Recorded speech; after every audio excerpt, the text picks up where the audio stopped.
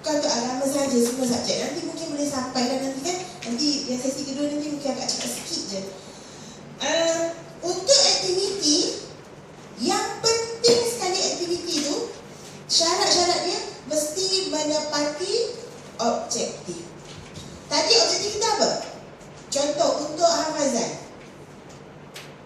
murid dapat menghafaz surah Al-Ma'un ayat 1 hingga 3. Contohlah 3 kan. Sekolah rendah saya 3 lah, sekolah tinggi dia habis-habis kan. Jadi 1 hingga 3 dengan betul, bertajwid dan lancar. Contoh.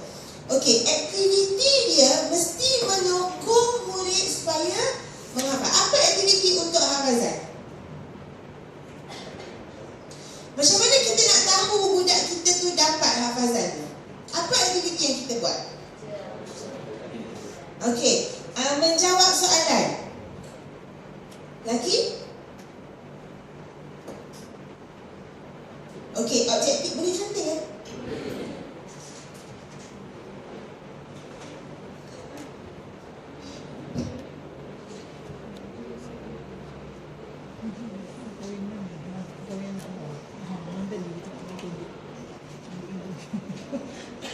Okey, objektif dia hafaz. Apa objektif, apa aktiviti yang boleh menyokong hafazan? Apa aktiviti dia?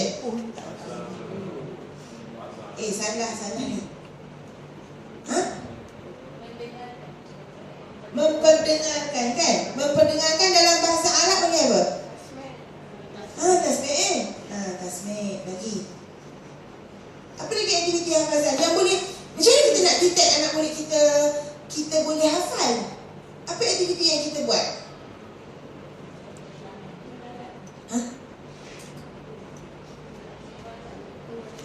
Murajaah. Apa lagi? Apa aktiviti? Kalau dalam kelas apa kita buat supaya murid kita boleh hafal? Kita suruh dia buat apa?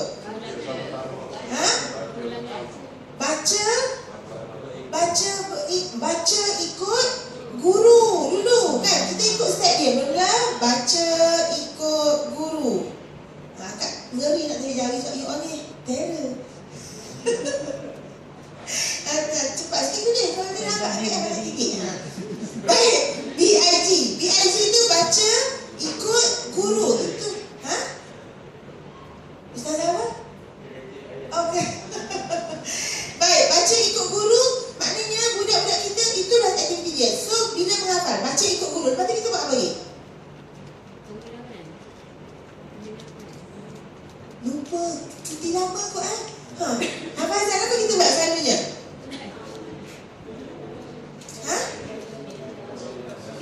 Baca seorang-seorang. Baca secara individu. Lagi? Baca secara berkumpulan. Lagi?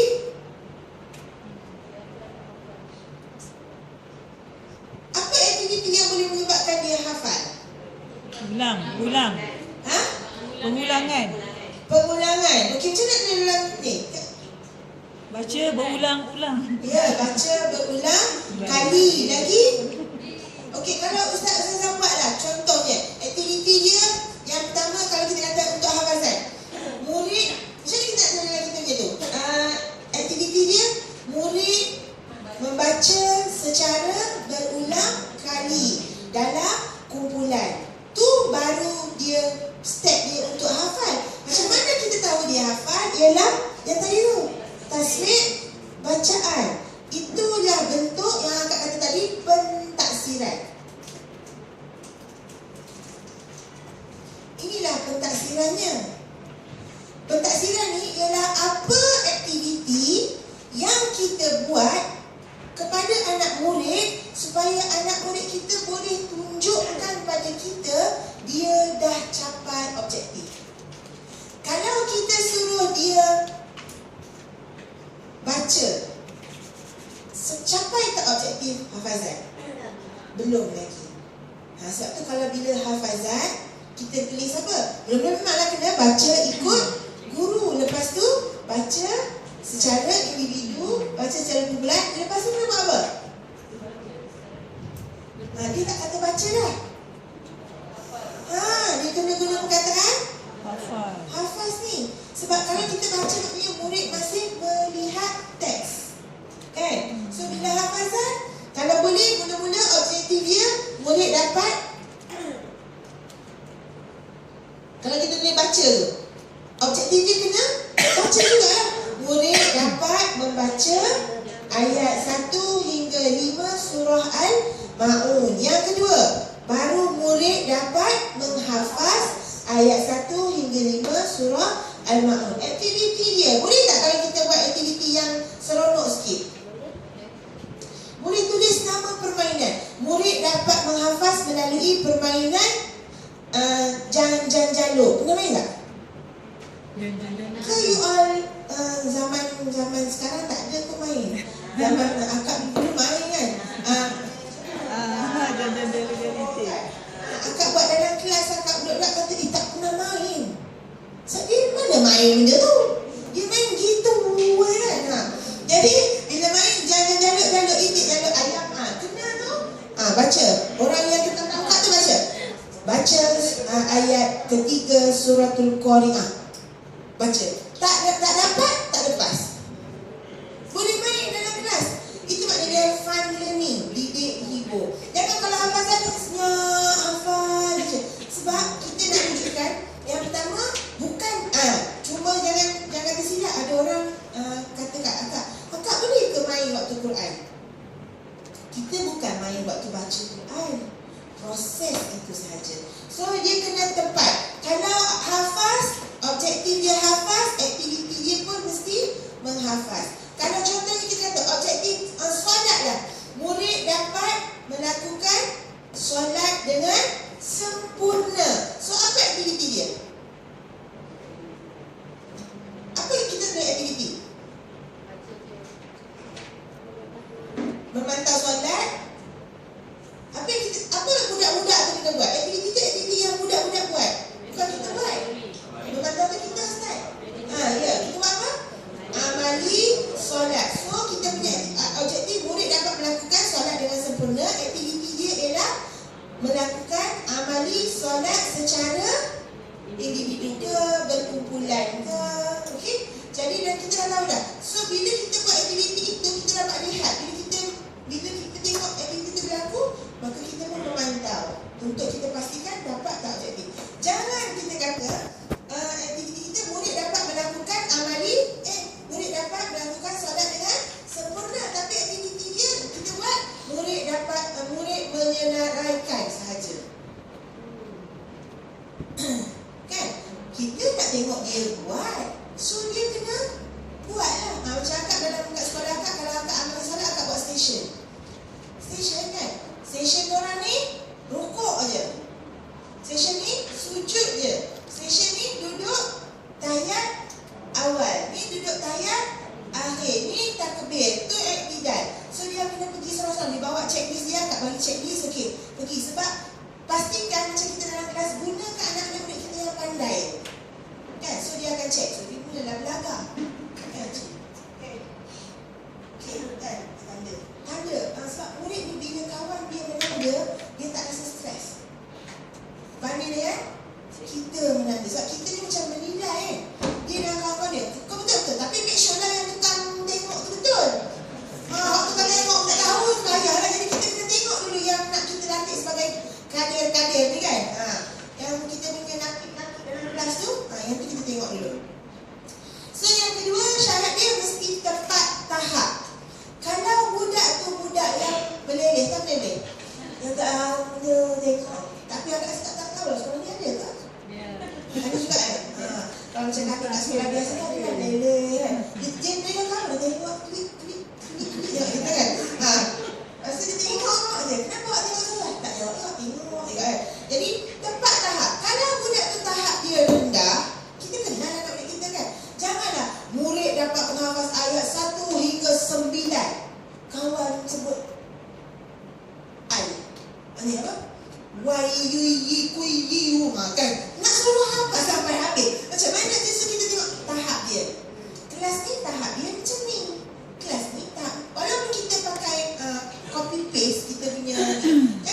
copy belaka. Dia copy belaka semua kan. Oh, kelas cemerlang macam tu, kelas tak reti. Mari pula orang datang memantau waktu kelas yang tak reti.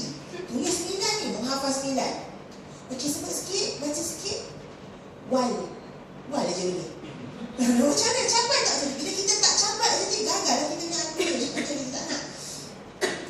Okey, tepat pun tak silap. Dia cakap kata tadi dah, kalau kita nak tengok solatnya, kenalah buat amali. Kalau nak tengok wudu, kenalah amali. Kan? Kalau nak tengok sirah, boleh ke amali? Nanti kita tengok. Boleh ke tidak buat amali ketika sirah? Okey. Yang kedua, yang keempat, syarat dia ialah PA21. Maknanya, dalam aktiviti kita tu janganlah ikut cara kita dulu. Kita dulu boleh duduk hafal. Kan? Kita dulu, okey. Buka, okey. Ustaz, kita masuk. Okey, buka buku teks, hafal. Ustazah nak, dalam masa 10 minit, hafal dah. Oh, kita buat apa-apa. Budak sekarang ni apa? Ada yang jenis, apa-apa lah. Kan, kalau guru-guru tu berjalan, okey lah. Ni kalau jenis guru yang Piramli. Kan, Piramli ni dia very sangat cerdik. Dia foresee, dia nampak benda yang itulah kehidupannya. Kan. Tapi itulah bagusnya sebab dia mengaku kan. Perasan tak? Piramli walaupun dia buat jahat, dia mengaku. Kan? Dia pergi mana kat apa, taman bunga, apa dia sebut kan. Jadi kita kalau dalam kelas PA21, buat kita punya kelas tu seronok. Macam contohnya macam nak macam bahasa Melayu, macam akak Jawi kan. Jawi nak suruh sambung huruf apa tu panggil tu? Imbuhan. Kan? Seorang letak pegang kata ganda lah apa? Kata dasar. Kan? Orang tu pegang meng, orang tu pegang kan, orang lah. Jadi kita nampak dia, okey. Sambungkan perkataan yang ada bermula dengan imbuhan meng. Ada perkataan yang tak boleh combine dengan meng. Kan? Jadi dia akan cari partner-partner tu. Dia PA21. Aktiviti kita kena menarik lah. Jangan terlalu asyik menyenarai. Senaraikan, tulis, tak mau. Kita biar ambil, kalau macam ni kita tengok lagi macam mana kita nak buat. Okey, impak ni apa dia? Hasil. Ya, impak ni ialah kesan kan. Kesan kita mengajar hari itu, apa yang berlaku. So, apa yang kita kena tulis kat situ? Yang pertama sekali kena ada bilangan murid yang hadir dalam kelas. Contohnya, dalam kelas kita ada 30 orang murid. Okey? Tak hadir 2. So, ada berapa kehadiran bilangan murid kita? 30. Yang tak hadir 2. Berapa yang hadir? 28. So, bila kita tulis impak, dia bukan per 30. Dia per berapa yang ada dalam kelas. Okey, contohlah. Daripada 28 ni hadir sekolah. 28 hadir sekolah, tapi 3 orang wakil pergi majlis tadarus contoh. So, ada berapa orang dalam kelas? Dia mesti per 25. Daripada 25 ni kita kena tulis berapa orang menguasai. Berapa per berapa menguasai? Contohnya 20 per 25 menguasai. Yang belum menguasai 5. Dia kena tulis 20 per 25 menguasai. Berapa yang belum? 5 per 25 belum menguasai. Dan yang dia kena tulis lagi ialah apa tindakan kepada 5 ni. Apa dia nak buat? Kita nak buat contohnya. Yang 5 ni contohnya kalau kita kata untuk Tomil, dia tak dapat kan? So Ustaz kata, Ustaz bagi pada dia, panggil dia untuk latih to be ke contoh. Itu syarat nak menulis impak. Ya Ustazah.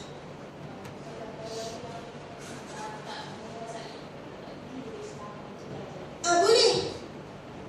Yang wajibnya nombor. Kalau kita rajin, sebenarnya lebih baik. Cakap kat tu dia nama Atan, Ali, Abu. Sebab nanti kita bukan nak ingat siapa dia, apa boleh, siapa tak boleh kan. Kalau kita boleh tulis.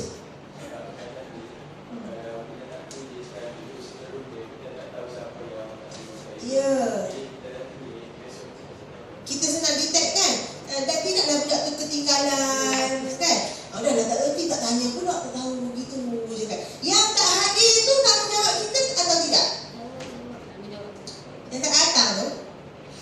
Tak ada pun tak boleh, biarlah tu. Tak tanggungjawab kita juga untuk pastikan dia dapat. Okey, so